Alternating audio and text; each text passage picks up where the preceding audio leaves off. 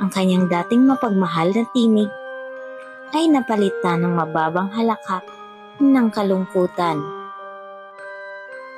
Simula ngayon, ang sinumang titingin ng diretsyo sa iyong mga mata ay magiging bato, sabi ng diwata.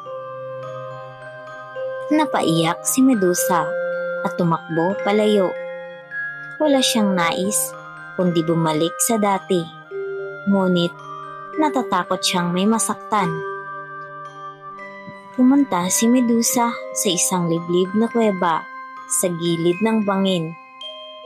Doon siya nanirahan, malayo sa mga tao, upang walang sinuman ang mapapahamak.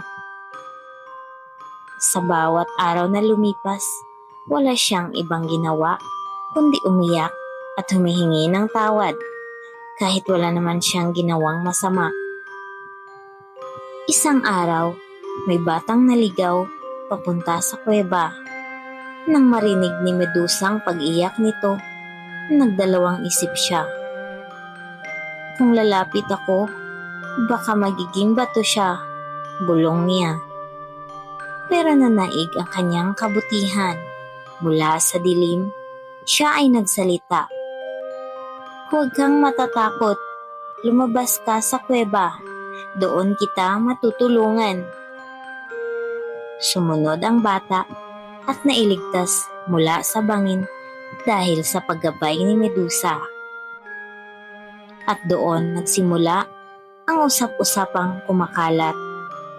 Ang kwentong may nilalang sa kuweba na hindi nakikita ngunit tumutulong sa mga nawawala. At tuwing may makikitang malamlam na anino sa kuweba sa gilid ng bangin, sinasabi ng mga tao, iyan si Medusa, ang dalagang kahit isinumpa ay piniling maging mabuti. Ang tunay na kagandahan ay hindi nasusukat sa mukha, kundi sa pusong marunong magmahal kahit nasasaktan.